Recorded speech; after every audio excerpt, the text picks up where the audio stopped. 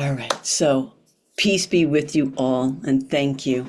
I'm Integral Yoga Reverend Premajoti Devi, along with my cohort, Reverend Shankar Fern, warmly welcome you to this special interfaith discussion. Integral Yoga Interfaith discussion started with our founder and spiritual director, Sri Swami Satchidananda, who sought unity among diversity.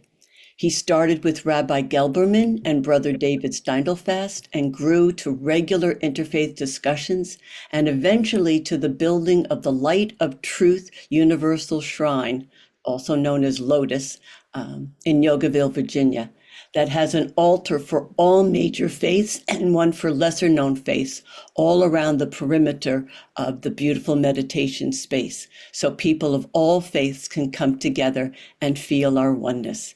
And if you look at Shankar Fern's background, that is the inside. That is what it looks like, even better in person. You know. So this particular interfaith discussion on what happens after death was inspired by a few individuals who recently sought my counsel and asked profound questions on this very topic. One person in particular wished to understand how various faith traditions address what follows after death. And from that single heartfelt inquiry, this discussion emerged. Her question is, in truth, a question shared by many, and exploring these themes is an essential part of the end-of-life journey that each of us will face. I now have the honor to introduce our esteemed panel of faith leaders in alphabetical order based on their last names. Rabbi Scott Mateus, wave your hand, was ordained by the Rabbinical Seminary International in 2009. He is the executive director and rabbi of Makor Center for Spiritual Judaism and the president of All Faith Seminary International. Rabbi Scott comes from a family legacy of teachers and students in the New Thought movement, and is honored to carry on the teachings and legacy of Rabbi Joseph Gelberman, and Rabbi Morris and Tehillah Lichtenstein. He is passionate about studying and teaching the beauty, spirit, and relevance of Judaism and its applicability in our daily lives, in both synagogue and interfaith settings. Thank you, Rabbi. Representing Christianity, L.J. Malone is a spiritual teacher, a retreat leader, a spiritual director, and avid student of the mystics, such as Meister Eckhart, Francis of Assisi, Julian of Norwich, the Cloud of Unknowing, John of the Cross, Teresa of Avila, and Teresa Lisieux. He wrote a book on Meister Eckhart, Nothing But God, The Everyday Mysticism of Meister Eckhart. For over 20 years, LJ has practiced silent meditation and has attempted to live in the holy mystery of God's presence amid daily life with a large family. He currently serves as the spiritual director of the Cathedral of St. Matthew the Apostle in Washington, D.C. Thank you, LJ.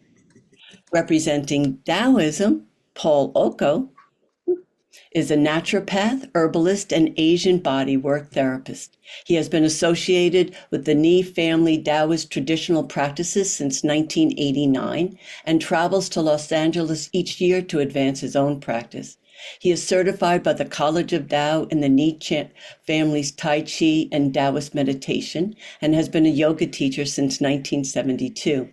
He lives in Charlottesville, Virginia, where he has an active practice in the healing arts and teaches Taoist movement arts on a regular basis. He is the founder and director of the Green Lake Healing Center. Thank you. Representing Hinduism, Reverend Dr. Dilip Kumar Tantakam, internationally known as Guru Dilipji, is the founder, global chairman, and CEO of the World Yoga Community, an NGO associated with the United Nations. Guru Dilipji is the chair of the NGO Committee of Yoga, chair of the NGO Committee of Media, and secretary of the Committee of Religious NGOs, all at the United Nations. Guruji is also a trustee of the All Faith Seminary International, New Light Temple. Guru Dilipji has long been known as a highly respected leader in interfaith dialogue. Thank you, Guru Dilipji. So, to begin, I would like to invite each of you to share just a few brief words about where and how you are currently serving, and then please respond to our first opening question. How are your beliefs reflected in the funeral practices, final disposition of remains of the deceased person, and a service of remembrance? Are there specific rituals or prayers that your tradition offers to support the dying or the deceased? Good. All right. So, Paul, would you like to start? Yeah. Oops. Sure. I have not corrected me losing bandwidth, so I might occasionally go out. But I'll be back if I go out. So, I can myself very elementary knowledgeable on the subject of Taoism. The years I've been involved don't really show the depth that there is to practice and cultivate in Taoism. So I will share the little that I know. And the funeral practices, the main thing in Taoism is to leave the body left untouched for about 4 days, so the body can make its natural transition as it becomes one with the subtle realm of the universe.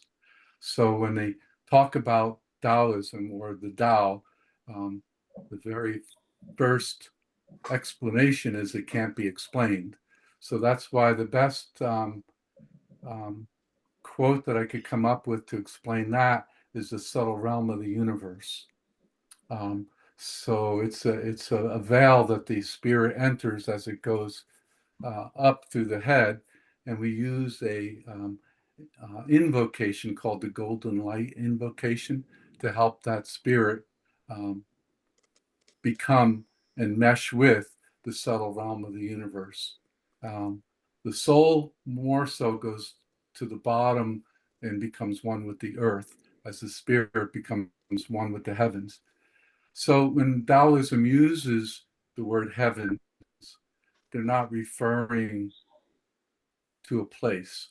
They're literally referring to the universe, the sky, the sun, the stars, and the moon. So in fact, in cosmology and Taoism, there is a belief that we came from the North Star or Polaris. And we know that now that our body molecular structure has some forms of stardust present in it. So, so Taoism doesn't give a big emphasis on funeral practices that I know of, but we're more interested in learning how to cultivate and live ourselves between the space of heaven and earth through not only practices such as Tai Chi and Qigong, but also development of morality, virtue, and character. So the Tao Te Ching has all to do with virtue, and that is maybe the main book in Taoism, even though there are many others. But I think that explains enough that I can offer. Thank you. So, Rabbi Scott? Thank you so much. So in Judaism, with the transition of the spirit from the physical body back to the spiritual world, we call that returning to Olam Haba, the world to come. And we'll often call it Shemaim, heaven, which, people tend to think of, somewhere up in the sky, but it's outside of space and time in a whole nother dimension. So it could very well overlap with our existence and we wouldn't be so aware of it. But with that transitioning, there are preparations for the body and things for the family. So first for the body is called tahara, where we take the the body that's the soul has left, and with that we wash it, we clean. If there are, from the hospital tubes, right, we remove anything that's foreign that we can remove from the body, and wrap it in a linen, in a tunic. If it's a male who has a prayer shawl or something else, that will be also often wrapped, have their body wrapped in it, and it's going to be placed as soon as possible, ideally by the next day. But in a little more modern times, families being scattered, it could be held for 2 days or even up toward next week for people to come in from other places. And the idea is to put, here in America, the body in a pine box that will disintegrate very quickly. In Israel, in the tunic, the body goes straight into the earth without the pine box. The idea is that the body is to return. The Torah says God took earth, formed it, and then breathed into the form. And so that breath, that from the inner breath, that essence of God, is the soul that gives life to the body. So even to say death, what happens after death, is really not great for the language of it, because really there is no death. The soul comes from the spirit realm into the body and back to the spirit realm. So there's no death for the spirit, for the soul. It's just the physical body is a limited vessel. The idea is that the pine boxes should disintegrate back to the earth as soon as possible. For the family, then preparations begin starting from the day of the funeral. We have 7 days of Shiva. Those 7 days, we cover mirrors, we don't shave, we don't worry about makeup, perfumes, clothing, what have you. The focus is on the soul of the person who's transcended, and also the focus on our grief, the focus on our loss, a time to really talk about how we feel, the person's life, and to hold space for two things: the sadness of the passing of the person that we're going to miss so much, and celebrating their life, the contributions that they've made, that acknowledging if it weren't for that very soul, we wouldn't be the people that we are today. So we hold space for gratitude and for sadness. Also during for this actual chapel and funeral ceremonies, we start off with a prayer, Psalm 16, Shaviti Adonai Lenegti Tamid, which is the eternal is always, the eternal, the most high, God is always before us. We shall not be moved. And it goes in talking about fullness of life and having joy and being thankful. And the reason we start with that, and I always explain it to families who aren't familiar with it, who look, why is the rabbi talking about joy and gratitude, and we're here in front of the body of the person who just passed? And it's because we are to hold that gratitude. And by remembering the gratitude, it helps to soothe the hurt. Traditionally, we tear clothing representing our heart that's torn.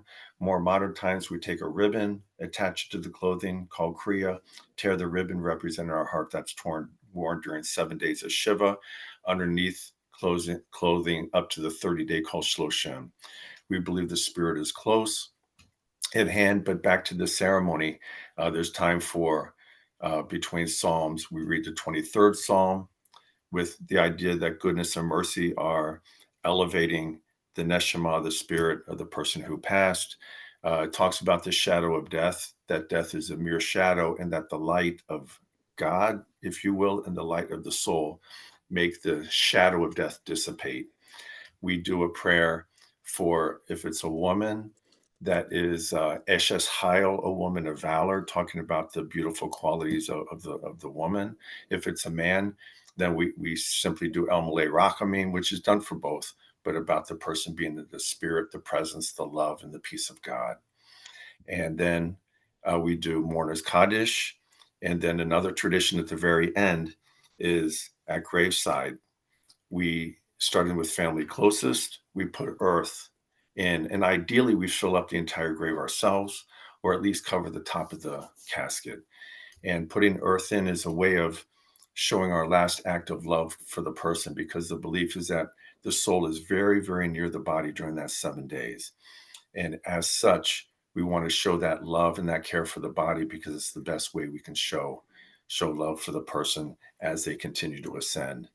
And then from there on, the view is all about the spirit. So that was very concise. I hope it made sense. And thank you for letting me share.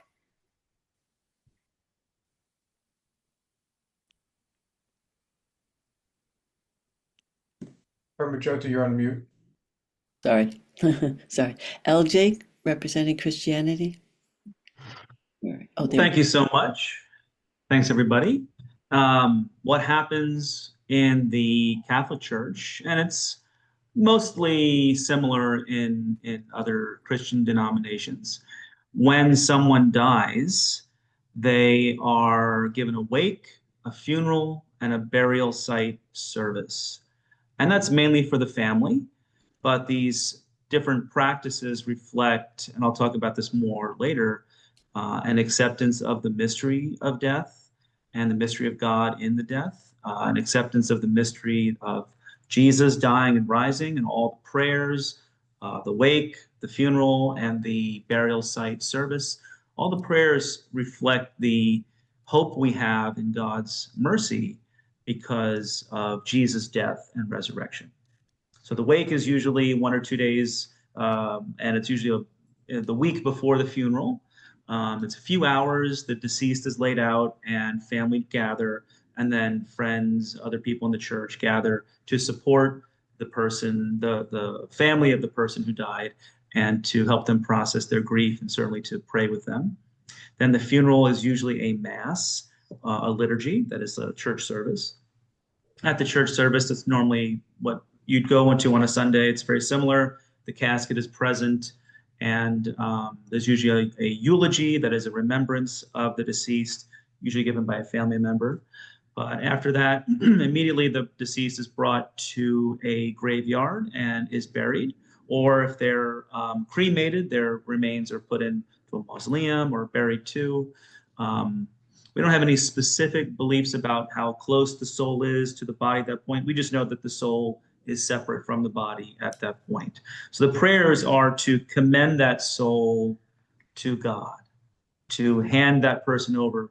So it's a way of letting go of that person. These prayers are certainly to ask God's mercy on the soul of the person who died, but it's also for the people who are left behind, that they can grieve and let go and accept this mystery and incorporate the mystery of Christ dying in their own lives.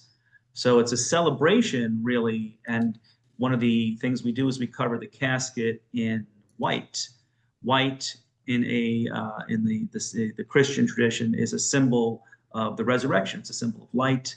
It's a symbol of the new creation that God has inaugurated with Jesus.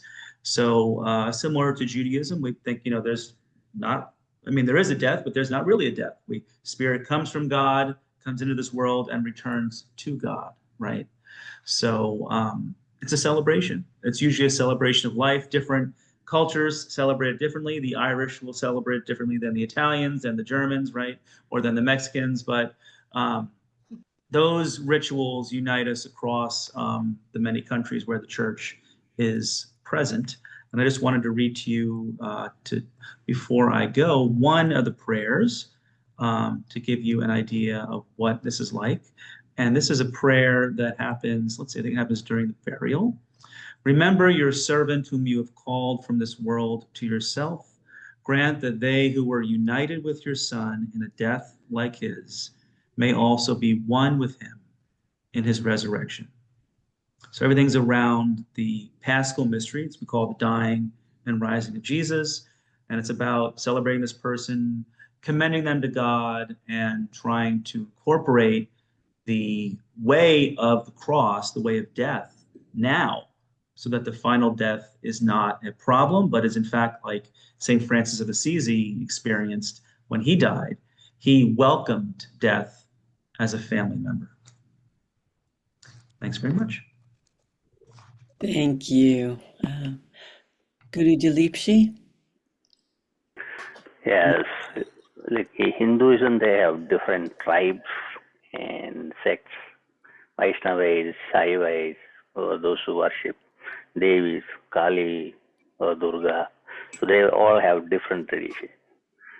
But overall, I'll mention the last rites practices in Hinduism are very important because of these religious beliefs and values. As per the beliefs, our karmas of the present life determine the length and the form of each of our rebirth or samsara. To simplify, our actions and moral attributes will affect what we receive in our next life. To end or escape this cycle of rebirth, one must achieve salvation or moksha. Only saints or those whose ashes after the last rites are scattered in the holy water of Ganga can achieve this state. For others, fate will lead to reincarnation. Cremation is the major ritual they will do it, but for most of the adults, not for children. Children they will bury. For those who had an accident, a lot of time by legal we cannot cremate. We had to bury. So usually we use wooden logs on the bottom, and they put the dead body and put wooden logs on the top, and they use ghee to burn the fire. So they believe Agni or fire will take all the bad karma from the body. That's people's belief, and it will take to the ashes. And usually, elder son will do the ritual with the priest. Ladies won't go to the cremation area. So they do prayers at home. Usually they focus on Om Trayambakam mantra. That's the major prayers they use it. Some people read Ramayana, Mahabharata, or some families they have their own books. But 16 days are the major ceremonies. So first 13 days they keep the bed in with a white cloth, and they'll have a lamp to 1 week lamp. They'll keep it in oil burning for 24 hours, and they'll have some food. They believe the soul will come back around the body always, and they want to have food. So they want to please the soul. After that, we'll say preda. Preda, that's the way called. And we'll make sure there's no attachment between the family and the soul. So we want to release the soul from our family and the earth. That's the way we'll believe. So then people like a male, they never shave it. So after 16 days, they'll have the ritual. They bring ash to the holy rivers, and they spread the ashes, and they wait for 1 year to conclude the 1 year celebration. After that, once in a while, they will celebrate. Some families celebrate every year. Otherwise, they won't care after 1 year. So this is the normal thing. So I want to bring the mantra. Om Trayambakam Majamahe Sugandhim Pushti Vardhanam Urvarugama Bandhana Murtyor Mukshayamamruta. Meaning, Om, we sacrifice to Trayambaka, the fragrant increaser of prosperity. Like a cucumber from its stem, might I be freed from death, not from deathlessness. That's the meaning. Thank you. Thank you so much. Okay, so now we're going to go deeper, and each of the our esteemed leaders will be discussing much more in depth in depth, a number of questions all at one time, so that they have the freedom to not be stopped. And so they'll have approximately 15 minutes. So this is the question. And so, what, if anything, continues after the physical body dies? Is there a soul, spirit, or essence that survives? If so, please explore your understanding of what soul means. In addition, is there a purpose to what happens after death? Does it relate to how we live in this life? How does your tradition guide followers to prepare for death, spiritually, emotionally, practically? How can teachings about death help us live more meaningfully today? So, Paul, representing Taoism.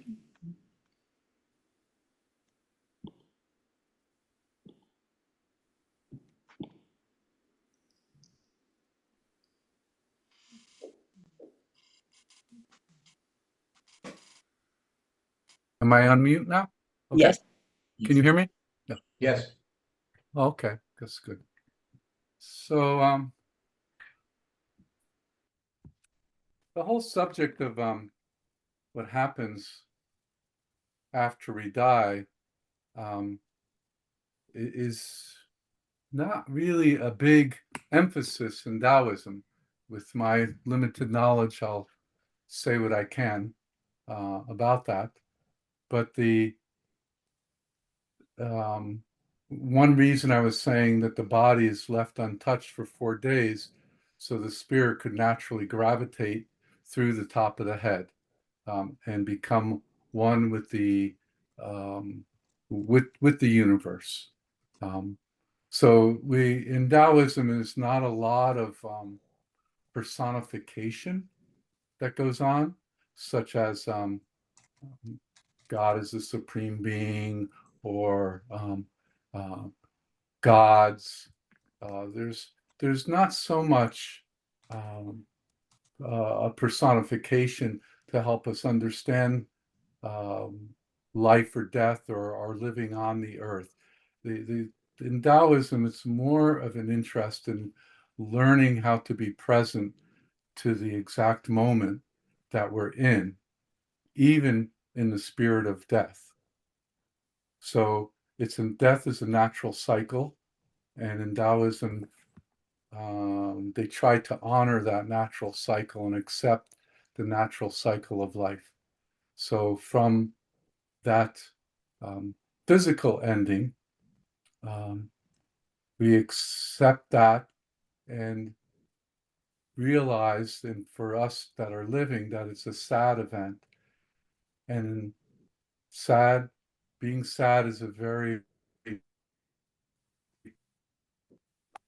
important part of a person living.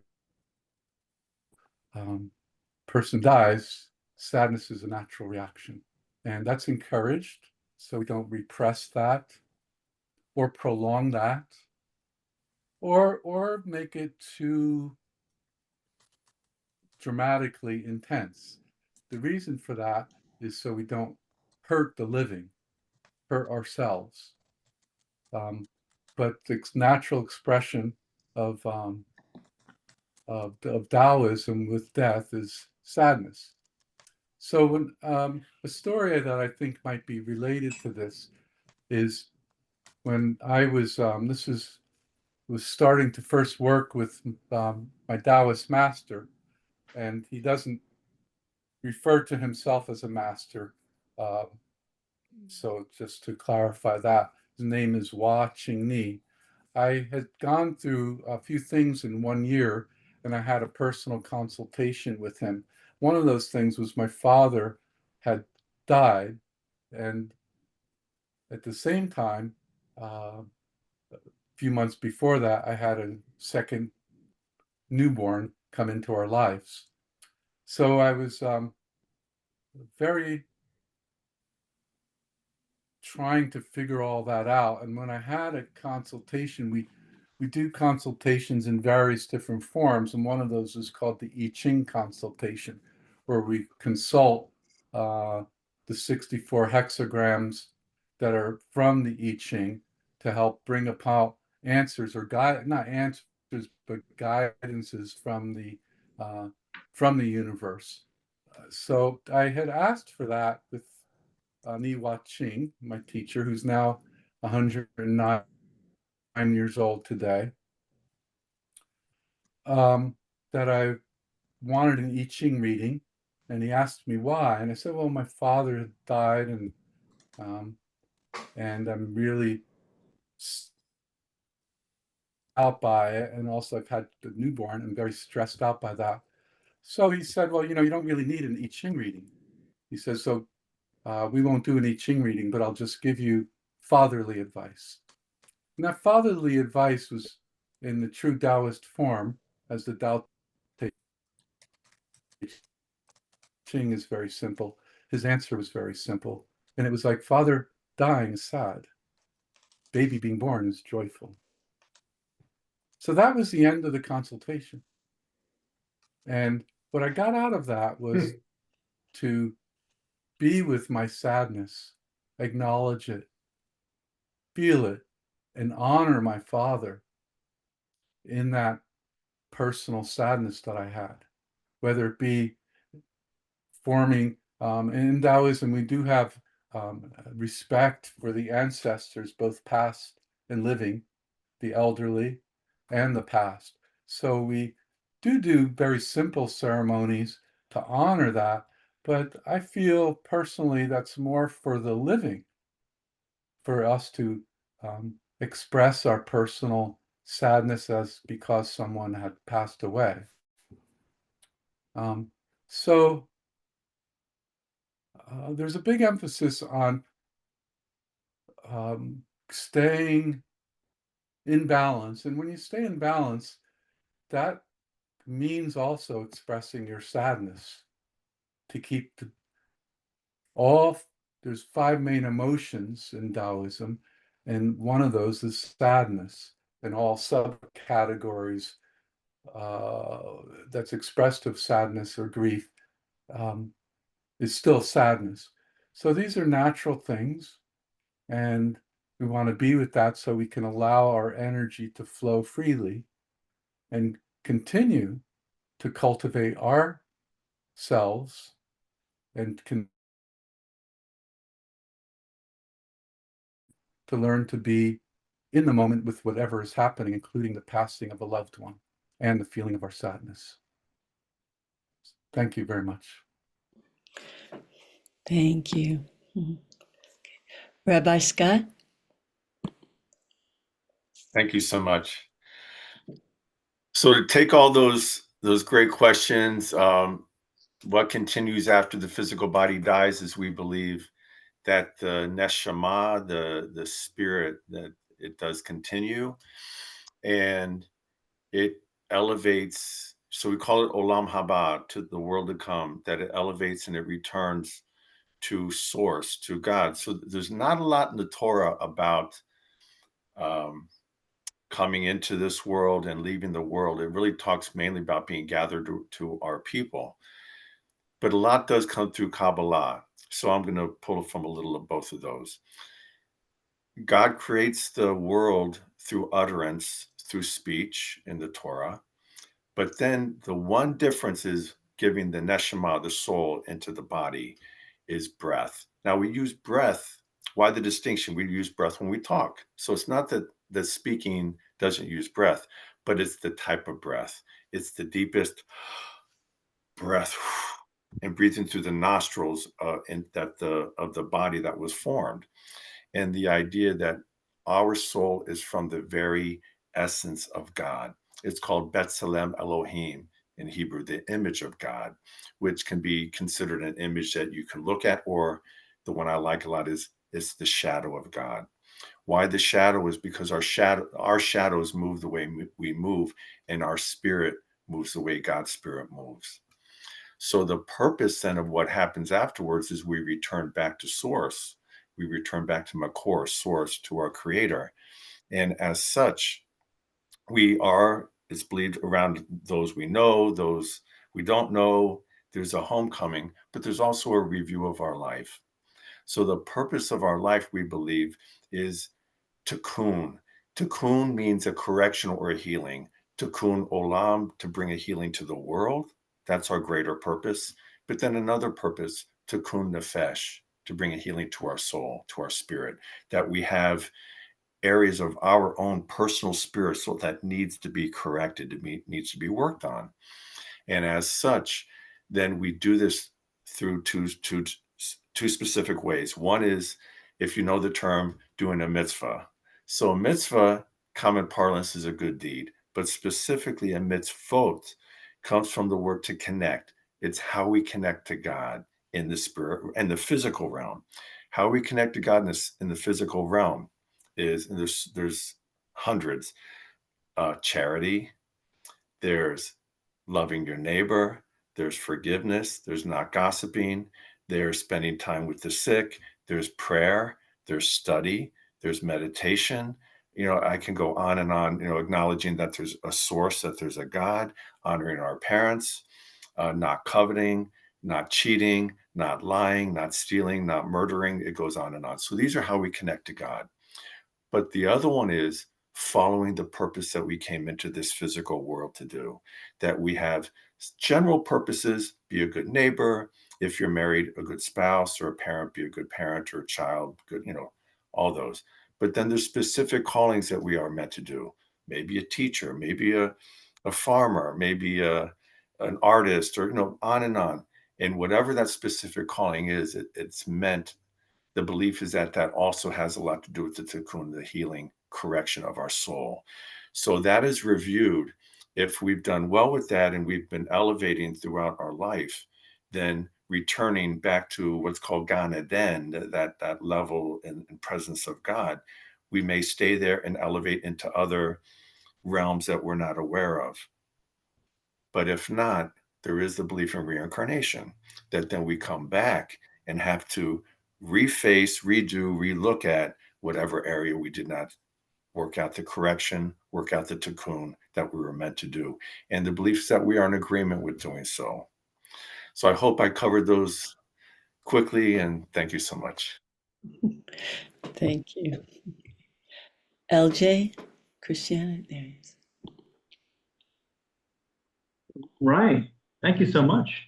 So I'm going to give you sort of a tagline for us. This is not something I don't know most Christian churches would say, but it's from a great spiritual teacher named James Finley, who studied with Thomas Merton, who was a Trappist monk in the 1960s. And he writes, the nothingness we fear is in fact the treasure we long for. And that really encapsulates a lot of Christian thinking about death. Death, of course, is the dissolution of form. And it's not just the form of the body, but the form that is ego and its thought forms. But we fear this dissolution. We recognize this. Jesus is often saying, do not be afraid.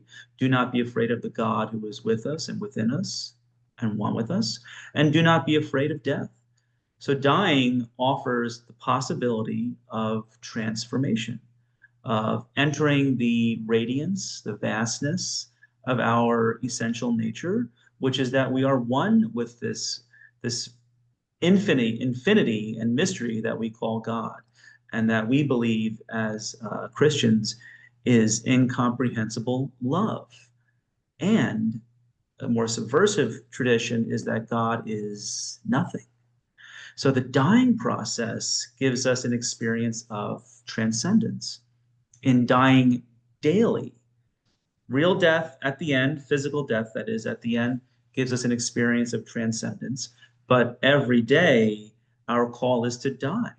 One of the central commands of Jesus, even before he says to love God, love neighbor, and love yourself, he says, deny yourself, lose your life.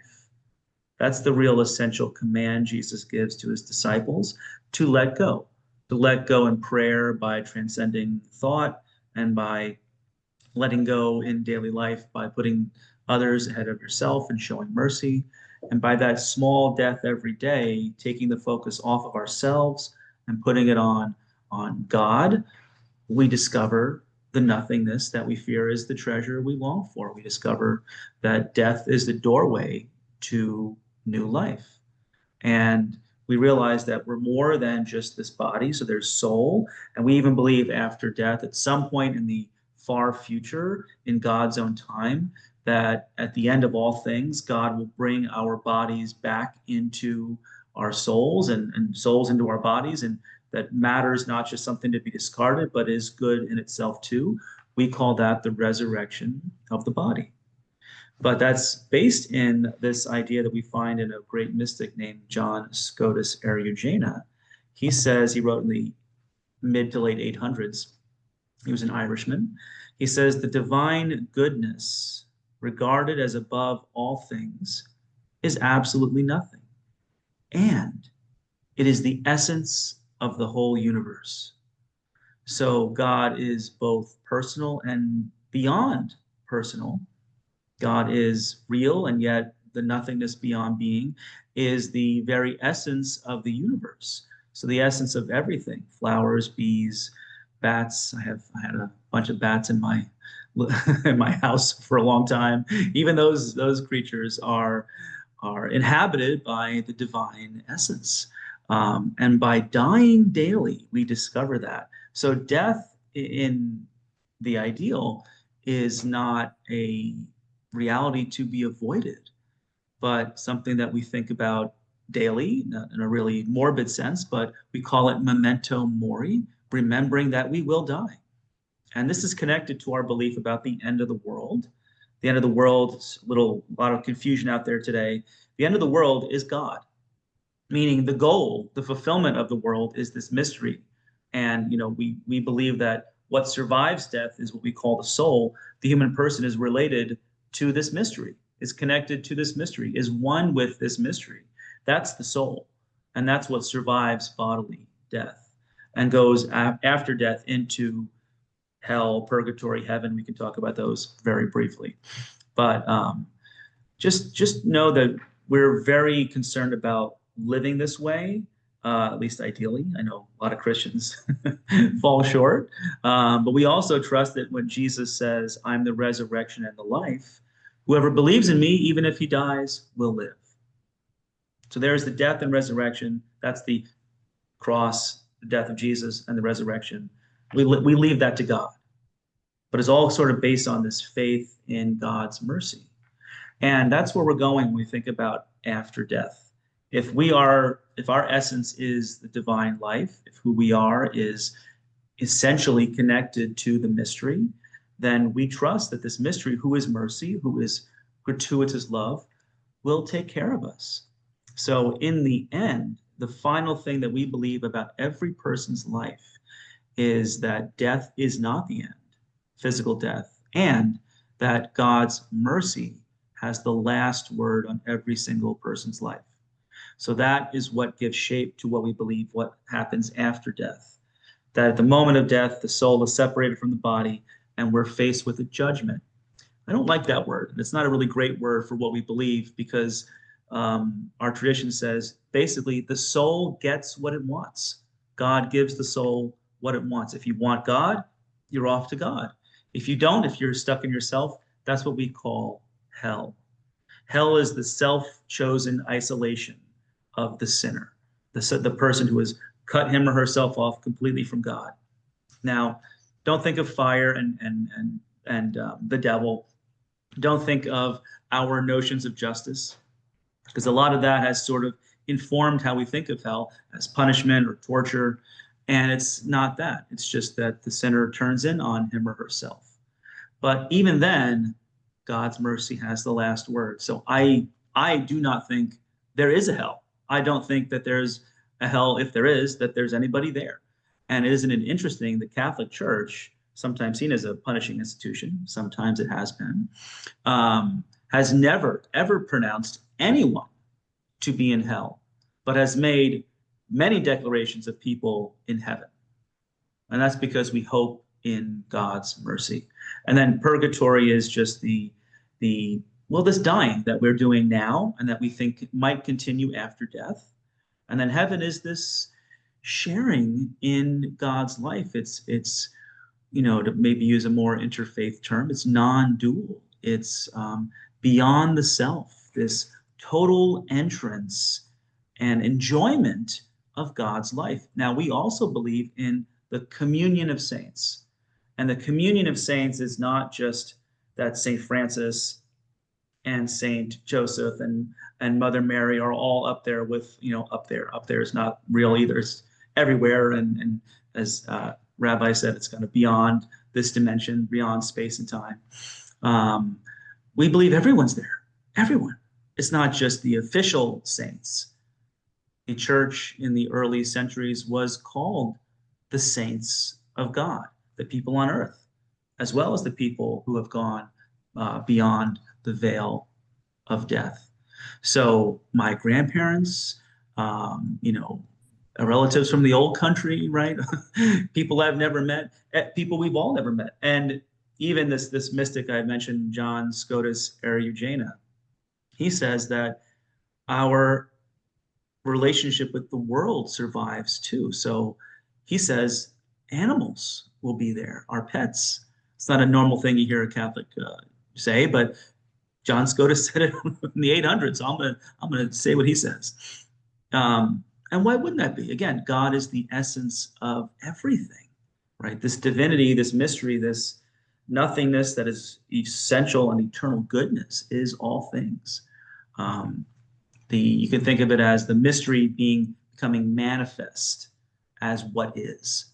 So that which is, and this absolute nothingness, this mystery beyond all thinking and being. And that's what we're concerned with, living in such a way that we enjoy that now, that dying now, we can enjoy the life of heaven now. Pope John Paul II, maybe you remember him. He came to America he came to America a few times, but in the 1990s, I believe, he came to America and he went to Arizona and he gave a homily there. And he mentioned that heaven and hell are states of consciousness, states of consciousness. In other words, heaven begins now, hell begins now. Again, at the end, I don't think hell, if it exists, I don't think anybody's there. Because again, we believe God's love is so irresistible. It's like gravity. It's so irresistible that in the end, human freedom will just sort of give way, even in the most, isolated person's life. So heaven is the beatific vision. Maybe you've heard that term, but it's not like we're an object outside looking at a divine statue. We're just gazing on it and that's wonderful. No, it's to be engaged with the mystery, to be in God, and even to share in God's own life.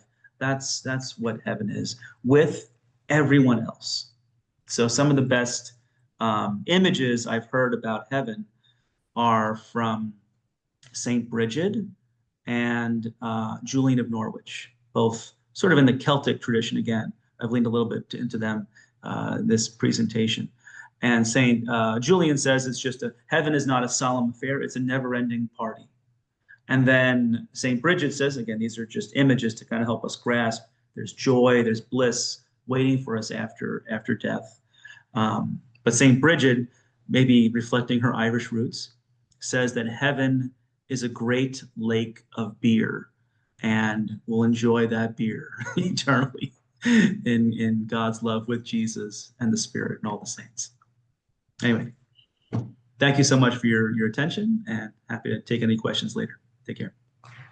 Thank you so much. Thank you. Guru Dilipshi, Hinduism. Yeah, this question is the best for me because I always think about this during my childhood. I want to go to the Hindu philosophy first. And Hindu religion always teaches a human soul is immortal and never dies. According to the Vedas, death is not the end, but merely a transition from one state of existence to another. The soul or Atman is believed to be eternal and undergoes multiple incarnations based on its karma actions from previous life. When you look at the Bhagavad Gita, Krishna teaches that one can kill only the body. The soul is immortal. At death, the soul is inborn, reborn in another body, or for those who have fully grasped the two teachings, it achieves release, moksha, or extinction, nirvana. That is freedom from the wheel of rebirth. So I remember, I want to go to a story. Once I asked my mom, "Oh, do you have any coins? I want to buy ice cream in Indian style."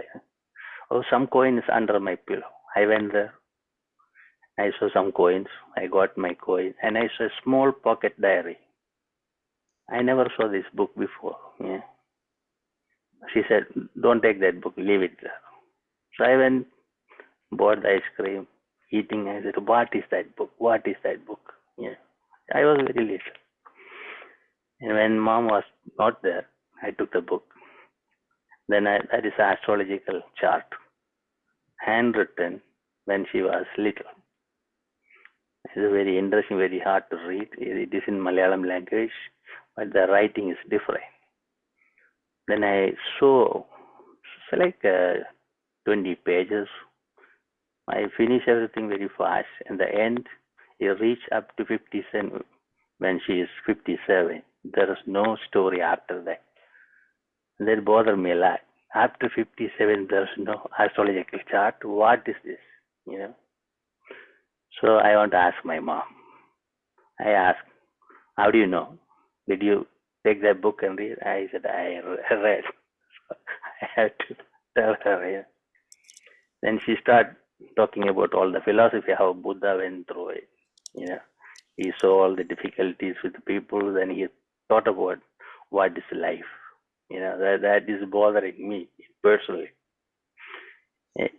Then I remember when I was in Himalaya, suddenly I felt I want to go back to Kerala. I came and she told me I want to go to see a dental doctor. I said, "Okay, we'll go next day." We went there. Doctor said, "Come back tomorrow also."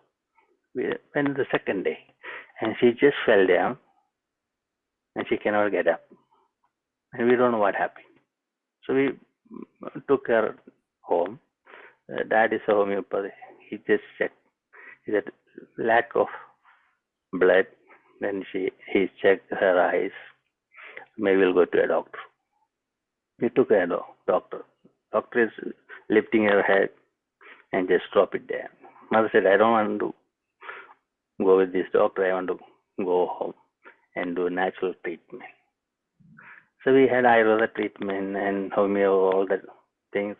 Suddenly she paralyzed on her left side, and 1 month treatment, and she started lifting her legs and arms, no problem.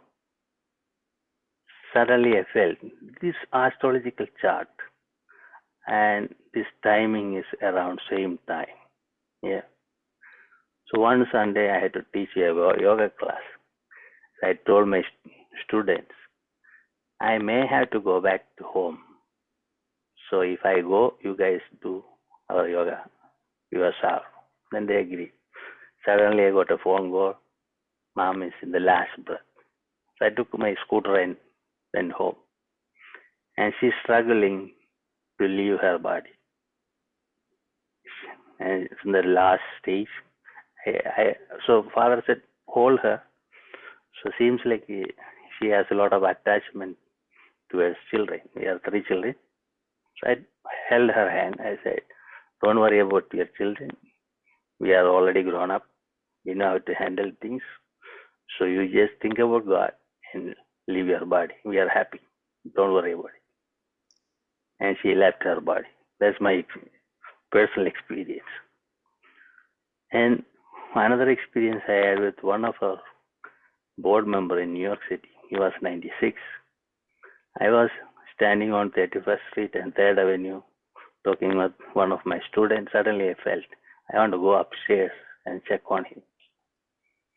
And I went there. He said, "Oh, why you are late?" I said, "I had a meeting at the UN. So I thought I want to check on you." And I asked him, "Do you want to have some juice?" "Yeah, I want to have lemon juice." I gave him lemon juice. After that I said, "Do you want to go to the bathroom?" "Yeah, maybe." I took him to bathroom, and I see his last breath is coming,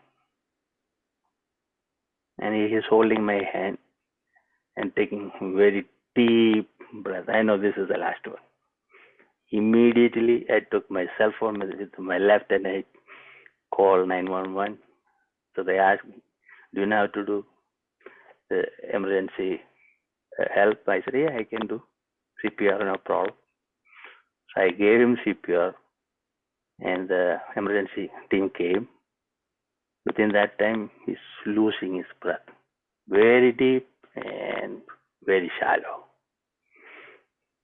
Immediately they put the machines and took his heartbeat back, and took him to Bellevue. After 7 days, he has to leave. That was very, very interesting experience I went through it. And I was thinking, the healthy people, suddenly they can die because so their disease situation inside or karmic situation.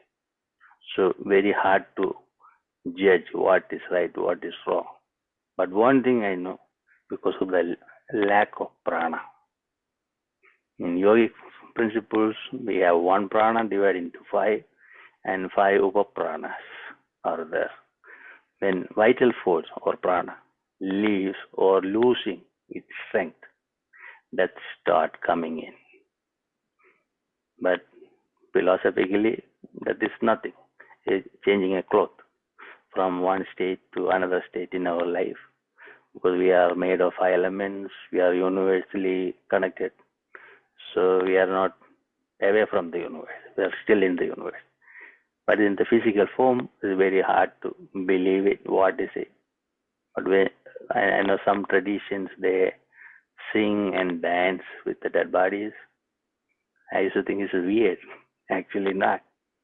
Because when we leave the body with awareness, it's not going to affect us. I remember when I was taking care of Swami Bua. Some of you already know Swami Bua. He was 123 when he passed away. I was the caretaker. So one day we were talking the night. So I think my time is coming in. I said, "Where do you want to die? In America or India?" I think I want to go back to India and die there. Okay. So we had a big celebration at the Ganesh temple. Then we bought the ticket for him, sent him back to India. And one day, suddenly I woke up around 4 o'clock in the morning. And there was something happening with the Swami Bua. I called his children's number. The son-in-law said, "Oh, Swamiji is okay." I said, "I don't think so." It came to my mind. I had this experience with him earlier. And after 3 hours, one of the students called and said, "Swamiji is in the hospital." But they don't want to tell me he's in the hospital. Yeah. But I figured out something going on. After 1 month again, I woke up like this. The student said, "Oh, he's in the hospital. He's fine." I don't think so. Again, I said, "I don't think so." After a few hours, somebody called, he passed away. So this is a yogic connection. I remember when I was working in the climbing wall on 62nd Broadway. Swami was living in 58th Street. Suddenly I felt I want to go and see Swami Bua. I went there, 11th floor. When I came out from the elevator, I saw he already opened the door. He is waiting for me. He asked me, "Did you get my message?" I said, "I felt you want to see me. That's why I came, and you are waiting for me. There is no phone calls, nothing." So this is a yogic connection, So death is nothing. It's only a transition from one state to another state. So we had to prepare ourselves. We born on this earth. We have to live one day, today or tomorrow. Just be prepared. So when we feel this attitude, we won't worry about any death, even any birth, because it's natural. So I suggest everyone to love every moment, to celebrate ourselves. Never say bad things towards other people. It's very hard to take it back. Make sure we love every single being around us. even animals, plants, even those who give us hard time, appreciate them, love them. That's the way I feel it. Thank you. Thank you so much. So I just have a few thoughts I'd like to share, and then in the integral yoga tradition, it can pull from all these great teachings that we've heard. That it is important on how we live our life, and that there's many things that can help guide us. So we have karma yoga that teaches us to live your life selflessly, so thinking of others and not for yourself. And that will help purify your emotions and your mind, when you're thinking about others and not yourself. And we have Raja Yoga, which has lots of different practical teachings that can help us control the mind, control our behavior, control how we think of others, so that our minds can just relax more and more till there's essentially no thing in the mind, because then there's no mind, and then we can experience something that's actually beyond the mind. And that is what some people refer to as God, or pure consciousness, pure awareness, Om, and that all of us experience that every day of our lives. We just don't realize it, because we're focused on our individual body-mind experiences, and we're identifying with our body-mind experiences, and hence it's hard to see God or consciousness in someone else.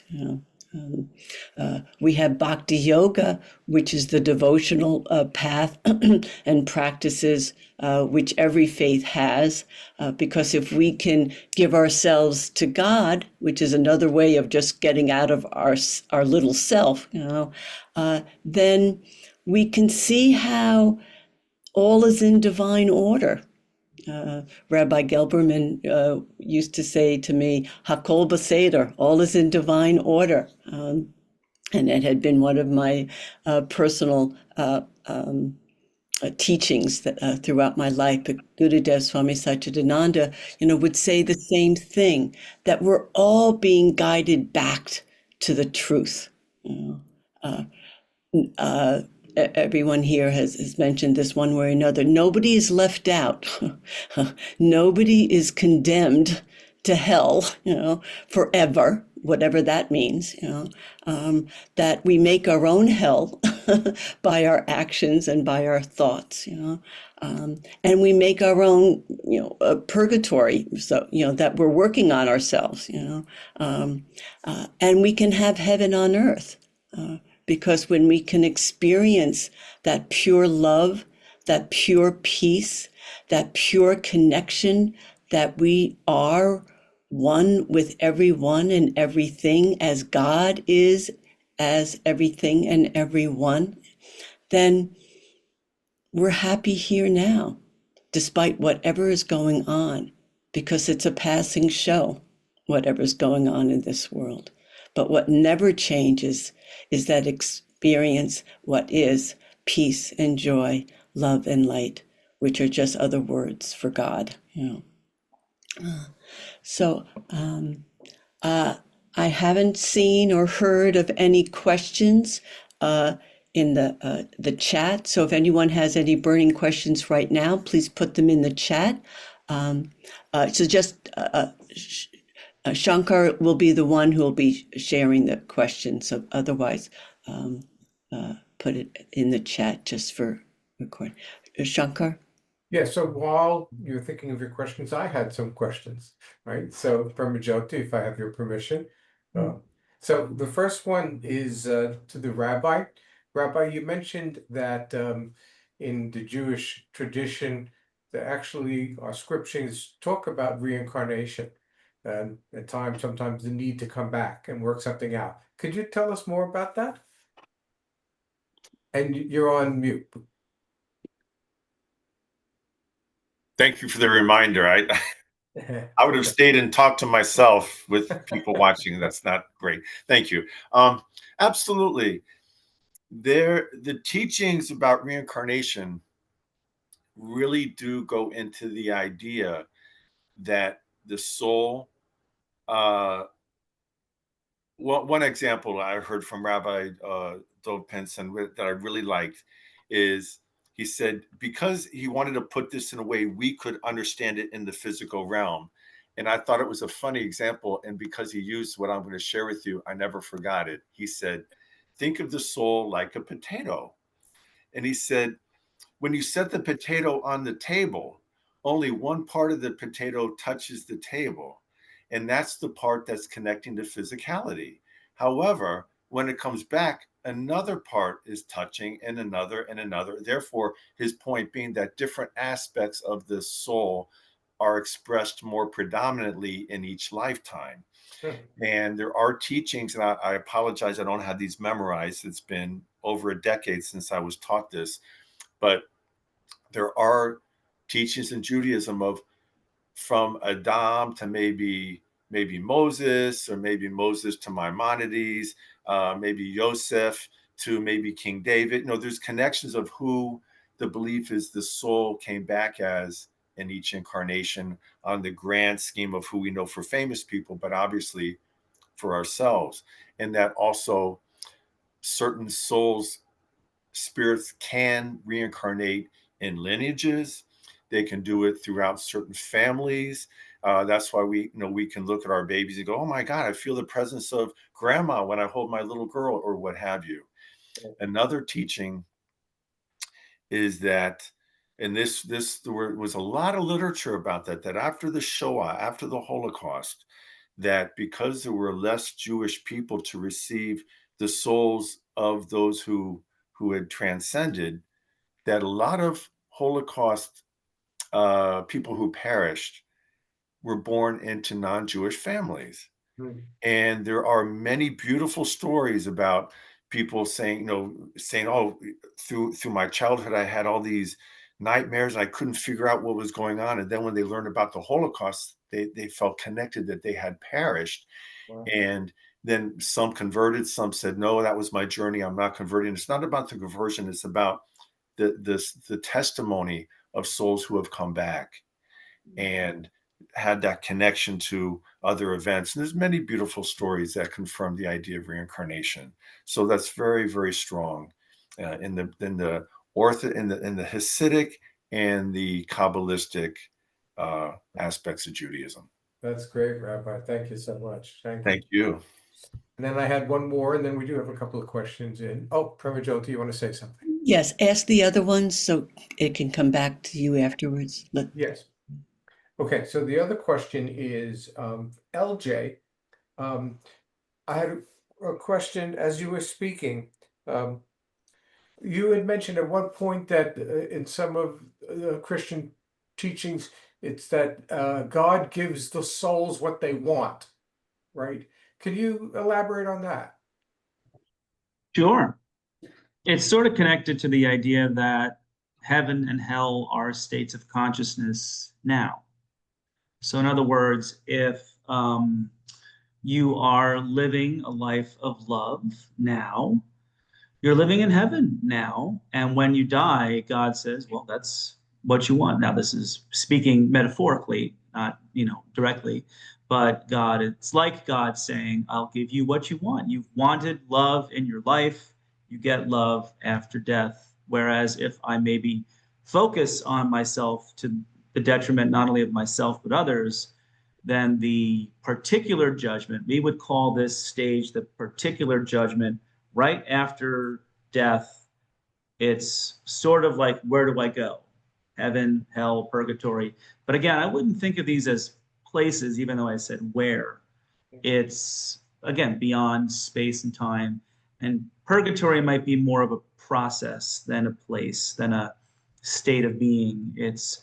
And again, it starts here on earth. It's reflected in this scripture that our God is a consuming fire and consumes kind of everything that's opposed to love, right? So yeah, a lot of saints say that the soul goes where it wants to go. So what is it? Maybe the question for us is what do I want? Even though again, I don't think hell is. I think hell's empty if there is one. But still, if your essential nature is divine, what more could you want? Yeah, that's great, LJ. Thank you so much. Mhm. Now, some questions from you. Bala asked a question. What do you think about NDE? I think that's near-death experience, right, Bala? And how does it relate to your religious tradition? So, Brahmajyoti, do you want to facilitate who answers? Yeah. Sure. Uh, anyway, LJ, would you like to go first, and then Guru Dilipshi, then Paul, and then Rabbi? I'm very consoled by near-death experiences personally, and I think they confirm a number of the big picture beliefs we have about what happens after death. The biggest one being death is not the end, and our home is eternal love. Yeah. Thank you. Guru Dilipshi. Yeah, so a lot of saints talk about their death is coming before death happen or samadhi happen. They'll tell things. I remember I went through one short experience in 1995. Like a 40 of us went to a mountain for a meditation session. So there is a cave and the waterfalls inside. So inside there's a lot of water. So I had to cross the water to reach the seating position for meditation. I went there and I had to come back. On the way back, I felt there's undercurrent is pulling me down. I just swimming and reach the top. Suddenly somebody pushed me down. I know that is one of my leader from our group. He purposely pushed me down. I lost my grip from the rock. Then I know I'm going to die. No other choice because that current is very heavy. I said the only last thing I can do is think about the God, nothing else. I just focus on the God. I'm seeing I'm going through a tunnel. Suddenly, a orange light is coming. I don't know where I am. I'm gone. After 30 minutes, I woke up.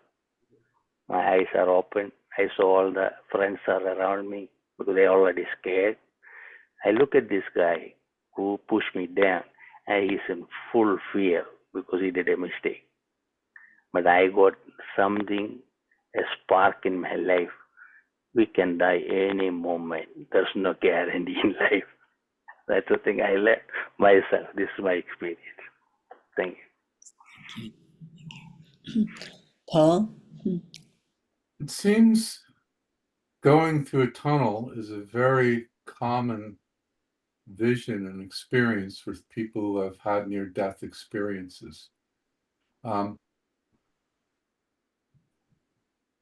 Is that spiritual, or is that something physiological happening in the physical process of coming close to death? But going through the tunnel and seeing some sort of light seems to be a common theme in not only what I've read, but also people I have talked to about that. After that, I believe it's this type of special dream. So whatever that person's background and belief system is brought to experience. It's just like when we dream, it's a type of dream. And because if a person has a particular religious background, seems like the near-death experience is brought out in that experience. Whereas if someone has another religious background or spiritual background, they also bring that. Or maybe a familial experience that they recently had. That's why I feel it's a type of special dream. And that's about all I can say about that. Thank you. Rabbi Scott? Thank you. With near-death experiences, I think from the Jewish perspective, it does represent all the near-death experiences, like what Paul mentioned, from any tradition, start off the same: the tunnel, but then the light. And the view that we have Kabbalistically is God. We experience God as a light, and as such, we are drawn to that light. And regardless of tradition, of religion, we all have that path to that light. And once feeling drawn to it, feel a oneness, a connection, a love, a peace. And I believe, not, I haven't experienced this, but actually don't want to leave that presence of love, don't want to leave that presence of unity, don't want to leave that presence of wholeness, shalom, peace, and shalom, that wholeness and that unity with it. And that it is very hard to describe in physical terms just how awesome and overwhelmingly beautiful that it is. And I believe the reason we all have, regardless of tradition, that same vision is because it is the returning of the spirit, the soul, back to source. And I think it fits very well in the belief of what's occurring when the spirit leaves the body. Thank you. Thank you. Is there another question from Jack? Yes, there is. So we'll see if I can get this right, Jack, and if you have to correct me, you can certainly do so. So Jack said, this question is related to AI and the future of mankind being potentially chipped and replaced with manufactured parts such as skin and organ replacement. So probably right, we all know about organ replacement. My eye doctor told me I need a cataract surgery and he's going to give me an artificial lens, which is what they do to everyone. So I don't know if that's on a small scale, I think what Jack is talking about. So the question is, how does that affect our departure of spirit from the body at the time of death? Okay. Paul? I have no knowledge. Mm-hmm. Yeah. LJ? We don't have to spotlight. I'm not sure. I have to think about that. I would say it might not. It's just that it would be sort of like my glasses. Maybe that's my initial impression, that they'd be left behind, but the spirit moves on. Mm-hmm. Rabbi Scott? My understanding and belief at this moment would be that it doesn't affect the connection of the spirit to the physical vessel, nor the departure from it. And I know from a Jewish point of view, when we do tahara, if it's anything that's externally connected or even partially internal external, we would remove that for the part of the body returning back to the earth. But I don't believe it would change anything. Mm-hmm. Good, Dilipshi. Yeah, I want to search about all the ancient techniques of Siddha Vaidya, because I heard about if you do Rasayana chills, we lose all of our current teeth, and within 1 year we can have new teeth. That's the thing I learned. Once one doctor said, "Oh, can we do a test?" I said, I can be a guinea pig." He had to pay me a little money extra, but it didn't happen. In future, it may happen because AI technology, I like it. When plasma can change things, like rebooting our entire system, even all the pranas, that will be interesting part. I want to see who can bring that technology, like science and these philosophical things coming together. I'm just looking forward, near future, I hope. Then I can answer this. See, I know there's two strands in our cells, those control our spiritual nature. But I didn't see more result out of it. I'm just waiting to hear. Thanks. Thank you.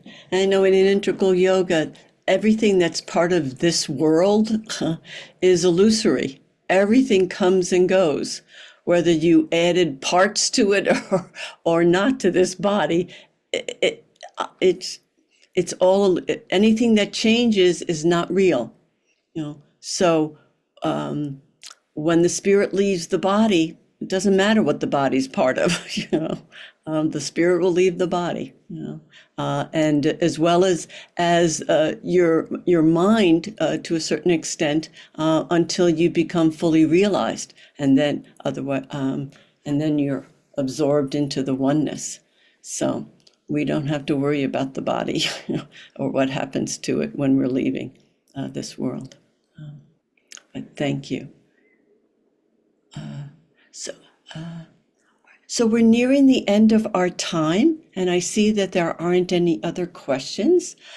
So I would like each of our esteemed panelists to just say a prayer or a chant or any closing remarks, you know, for a minute or so that you can share with us. All right. So, Paul, would you like to start us off? Sure.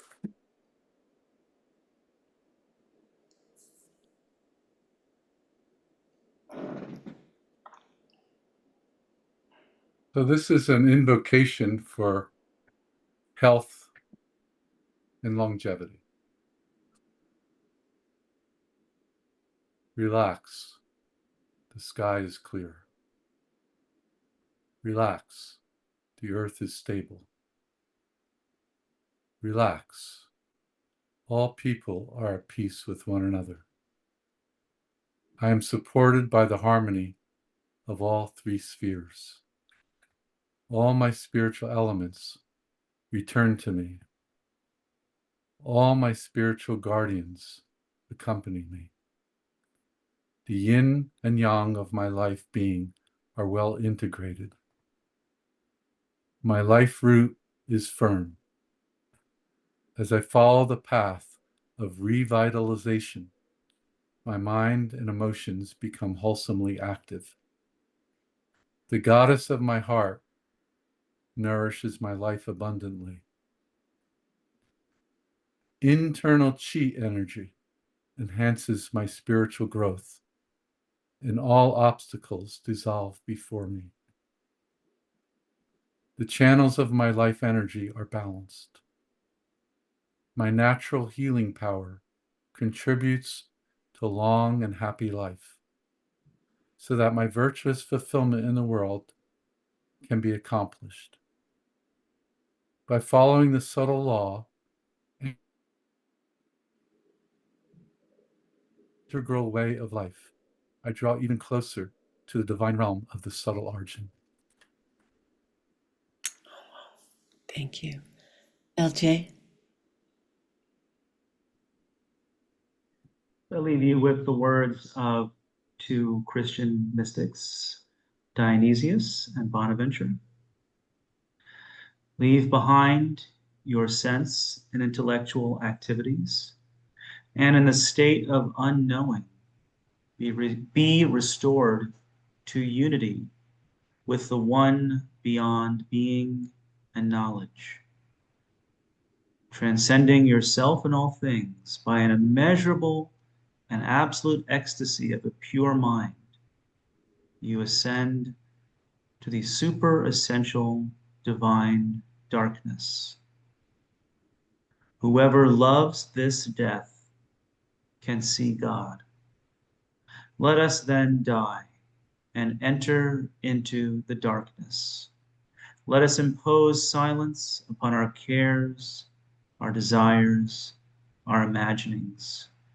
With Christ crucified, let us pass out of this world to the Father. Amen. Thank you. Rabbi Scott? Thank you. I'm going to read a little bit from Psalm 16. Shiviti Adonai lenegdi tamid, ki mi balamot, lekain samak levi v'agel kabodi. I have set the eternal always before me. Hashem, God, is at my side. I shall not be moved. Therefore does my heart exult and my soul rejoice, for my being is always secure. For you will not abandon me unto death, nor let your faithful ones see destruction. You show us the path of life. Your presence brings fullness of joy. Enduring happiness is your gift. Amen. Thank you. Thank you. Dilipji. Yeah, I always suggest people go to all the interfaith places and bring oneness to the globe. We need a global unity from the diversity. It's very important. Bring everyone as our family. Start loving each other. Make changes. So make social development through our friendship and partnership. It's very important. Swami Bua used to say, begin the day with love, fill the day with love, end the day with love, spend the day with love. This is the way to God. So love is precious, it is universal. Even though people create troubles to us, still love them. Love can change everything in our life. Life is precious and very short. So we have to celebrate each moment, our existence. Thank you. And I'll close with integral yoga chants. Om. I'm not the body, I'm not the mind, immortal self I am. In all conditions I am knowledge, truth, bliss, absolute. I'm not the body, I'm not the mind, immortal self I am. In all conditions I am knowledge, truth, bliss, absolute. Truth is one, paths are many, let us live in truth and joy. Truth is one, paths are many, let us live in peace and joy. Truth is one, paths are many, let us live in love and light. Truth is one, paths are many, let us live in love and light. Hari Om, Hari Om, Hari Hari Hari Om. Om Shanti, Om Shanti, Om Shanti, Om. Loka Samasta Sukhino Bhavantu. May the entire universe be filled with peace and joy, love and light, and may the light of truth overcome all ignorance. Victory to that light. Om Shanti, Shanti, Shanti. Peace, peace, peace.